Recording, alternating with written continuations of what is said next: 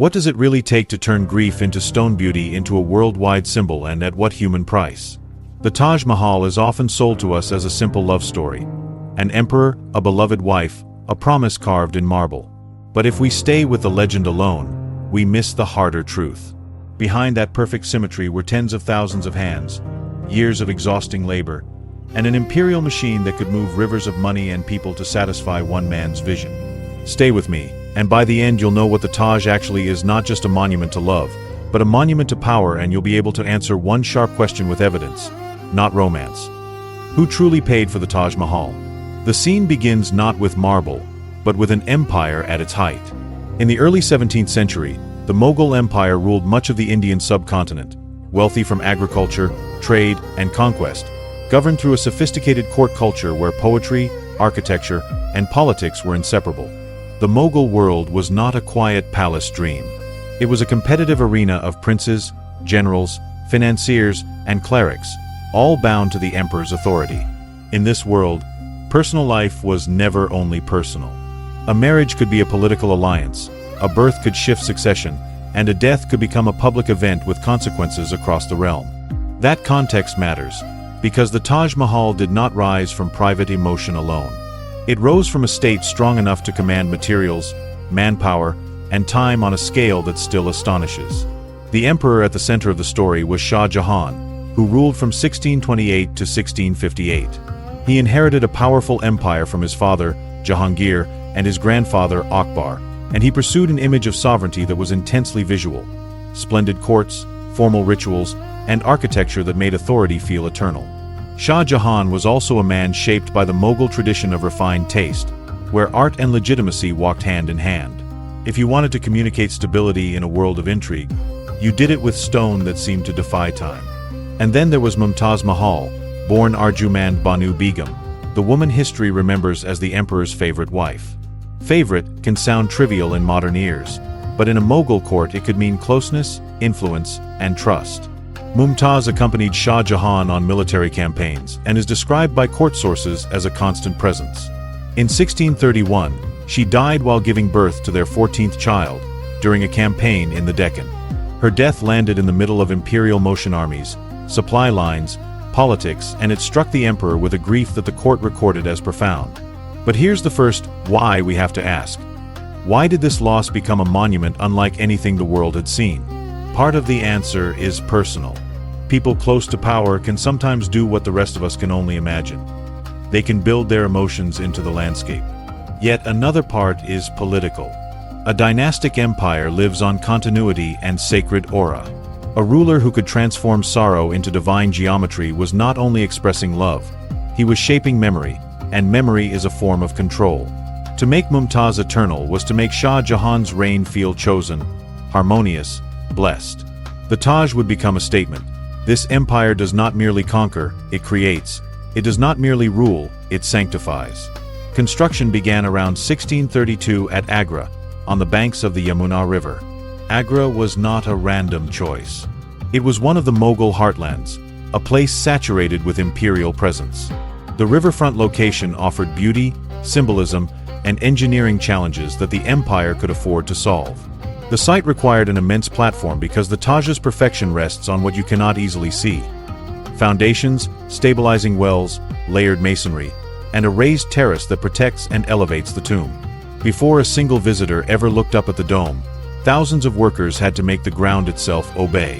When we picture the Taj Mahal, we picture a pure white mausoleum, but that whiteness is the end of a supply chain stretching across northern India and beyond. The marble is commonly linked to Makrana in Rajasthan, prized for its quality. Precious and semi-precious stones, carnelian, jasper, jade, lapis, and others came from far regions through trade networks. Timber, sandstone, lime, metal fittings, ropes, and fuel for kilns had to be acquired in huge quantities. And the transportation alone becomes its own story. How do you move giant blocks of stone in the 1630s? You do it with carts, animals, boats, laborers, and time. You build ramps. You coordinate teams. You accept losses. The Taj's stillness hides motion. Continuous hauling, lifting, and shaping day after day, year after year. Contemporary and later accounts often describe a workforce in the tens of thousands. Frequently cited around 20,000 made up of masons, stonecutters, calligraphers, inlay specialists, carpenters, metalworkers, and general laborers. Some were highly skilled artisans, recruited for their craft and paid accordingly. Others did the heaviest, dirtiest work that empires always require: carrying, digging, mixing mortar, dragging stone, feeding kilns. The Mughal state could mobilize labor through multiple channels: wages, patronage, obligations, and the sheer gravitational pull of imperial projects that promised status to the architects and misery to the anonymous. Here we have to be careful and honest. The surviving records do not give us a neat, complete payroll with every name and every condition. But we can still see the outlines of cost, because large pre-modern states did not build wonders for free. They built them by extracting surplus mostly from farmers through taxation, land revenue systems, and control of trade. Even if a laborer was paid, the coin came from somewhere, and in an agrarian empire, it usually came from the countryside. So when people say, the Taj Mahal was built for love, a better question is, love for whom, and at whose expense? The answer is not meant to cheapen grief. It is meant to widen the frame. The Taj is love and loss, yes, but it is also a massive redirection of resources. Every sack of grain collected as revenue, every merchant taxed, every village pushed to meet quotas, every artisan drawn away from local work to serve the court, became part of the monument's invisible foundation. And yet, despite that weight, the Taj's design achieves something rare. It feels effortless. The central mausoleum is crowned by a great dome that seems to float, anchored by proportion. For minarets stand at the corners, slightly angled outward, an often noted safety detail that would help them fall away from the tomb in a collapse. The building is a study in symmetry, but not a dull symmetry. It is symmetry that breathes, with delicate variations in scale and perspective. Walk toward it, and it appears to change size, as if the monument is measuring you back. How did they achieve that? With a precise understanding of geometry, sightlines, and the psychology of space knowledge held in the minds of architects and master builders whose names are less celebrated than the emperors. Then there is the decoration that turns stone into language. The Taj's calligraphy, often formed with black stone inlaid into white marble, uses passages from the Quran that speak about paradise and judgment, creating a spiritual frame for a tomb. The script is not merely decorative. Its placement guides the eye, and its scaling is subtly adjusted so lines appear consistent from the ground. This is design as persuasion. You are meant to look up, feel small, and feel the weight of eternity. The inlay work pietra dura, floral motifs formed from colored stones, creates a garden that never dies, even when the real garden changes with season. It whispers a promise. Paradise is ordered, abundant, and peaceful. But that promise exists because people cut, polished, and fitted tiny pieces of stone with extraordinary patience. Imagine the strain on eyesight, hands, and backs. Imagine the repetitive precision demanded day after day. Beauty like this does not happen quickly, and it does not happen gently.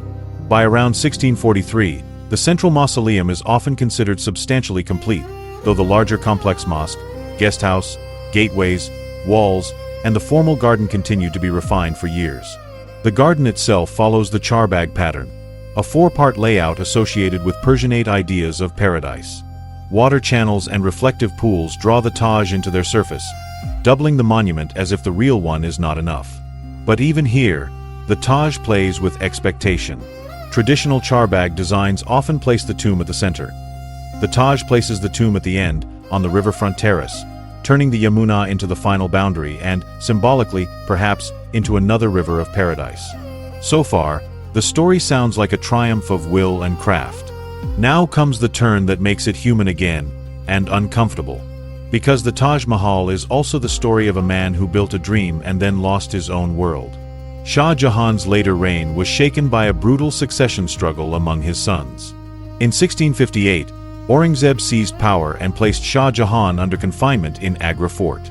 The legend says the deposed emperor spent his final years gazing at the Taj from a window, seeing Mumtaz's tomb across the river like a white wound in the distance. The image is powerful. The builder trapped, the monument free. He died in 1666, and he was buried beside Mumtaz inside the mausoleum. If the Taj began as a story of separation through death, It ended as a story of reunion through death, yet even that reunion is slightly asymmetrical. Mumtaz's cenotaph sits at the perfect center. Shah Jahan's later edition shifts the balance. It's a small disruption in a monument obsessed with order, like history refusing to let the dream remain untouched. This is another how question worth asking. How does a monument meant to freeze time survive the chaos of time? Empires change hands. Armies march. Economies rise and fall. The Taj endured because it was not only loved, it was useful. It became a symbol of legitimacy for later rulers and a trophy of prestige for outsiders. Under British colonial rule, the Taj's meaning shifted again. It was admired, photographed, written about, and woven into a global imagination of the East as timeless and romantic. But colonial admiration could exist alongside exploitation and neglect. There were periods when the gardens were altered toward European tastes, when the monument setting was reshaped to fit a colonial gaze. There were also moments of restoration and conservation, including major efforts in the early 20th century to repair and maintain the site. Through all these changes, the Taj remained both a real tomb and a stage where different powers projected different stories. In the modern era, the Taj faces threats that have nothing to do with cannons and everything to do with air, water, and crowds. Industrial pollution and environmental factors have been linked to discoloration and damage, leading to protective regulations in the region and ongoing conservation work. The Yamuna itself, once a living companion to the monument's design, has suffered from severe ecological strain. Tourism brings revenue and global connection, but also pressure. Foot traffic, humidity changes, wear on materials, and the constant tension between access and preservation. The Taj survives because people fight for it to survive, but the fight is now scientific and administrative, not imperial. At this point, we should confront the stories people love to repeat and decide what deserves to stay. You may have heard a dark tale, that Shah Jahan cut off the hands of the workers so they could never build anything similar again. It's dramatic, and it fits the stereotype of a cruel despot. But historians treat this claim with skepticism because it lacks reliable contemporary evidence and appears more like a later legend than a documented policy. That does not mean the project was humane. It means we should respect the difference between verifiable cruelty and theatrical rumor. The real human cost is already heavy enough without adding myths. The extraction of wealth, the discipline of labor, the risks of injury, the long years consumed by a single imperial commission, and the opportunity cost. What else could those resources have built, fed, or repaired? And now we arrive at the deeper question. What, exactly, is the Taj Mahal saying? On one level, it says love can be monumental. On another, it says power can shape love into propaganda without necessarily faking the emotion. Shah Jahan likely did grieve, but he also understood the language of monuments. A tomb like this does not only honor the dead, it instructs the living. It tells subjects, rivals, and future generations. This ruler commanded harmony itself. Even in mourning, he could impose order on the world. That is why the Taj feels so different from a private memorial. It is not small, not intimate. It is public grief as architecture, grief on an imperial scale. And that scale forces us to ask, why again? Why do empires build? Because building is a way of claiming permanence in a temporary world. Conquests can be reversed. Borders can shift. But a monument can outlast a dynasty and keep speaking long after armies fall silent.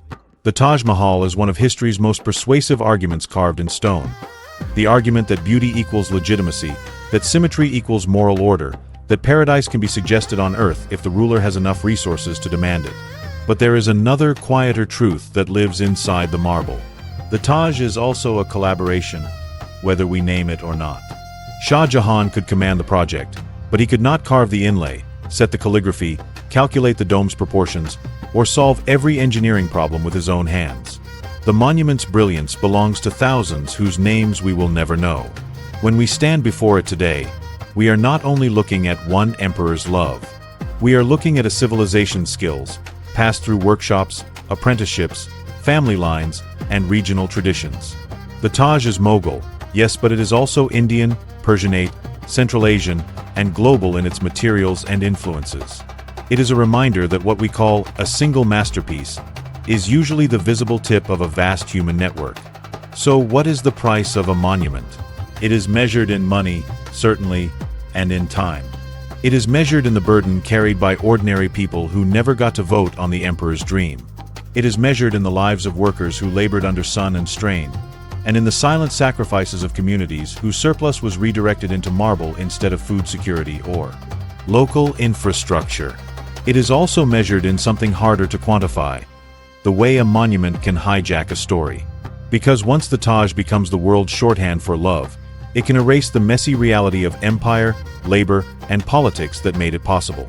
And yet this is important. Recognizing the cost does not require us to stop admiring the beauty. Mature admiration holds two truths at once. The Taj Mahal is stunning. It is also a product of an unequal world. Its harmony is real. Its extraction is real. To see both is not cynicism. It is clarity. If you carry one conclusion away from this film, let it be this: the Taj Mahal endures because it solved a problem every empire faces. It turned personal loss into public meaning. It fused the human with the imperial so tightly that even centuries later we struggle to separate them. And in that fusion, it achieved something that still works on us today. It makes us feel, and then it makes us forget to ask who carried the stone. So the next time you hear the Taj described as a love story in marble, ask the second sentence that should always follow. Love, yes, but built by whom, paid for by whom, and preserved by whom? Because monuments are never only about the people they honor. They are about the systems that could afford to honor them at that scale. If you found yourself rethinking what a wonder really means, take a moment to like this video, subscribe for more historical documentaries that separate legend from evidence, and comment your answer to this question. When you look at the Great Wall, do you see a defensive masterpiece, or do you see a monument to labor and state power? And what part of its construction and legacy do you think the world still misunderstands most?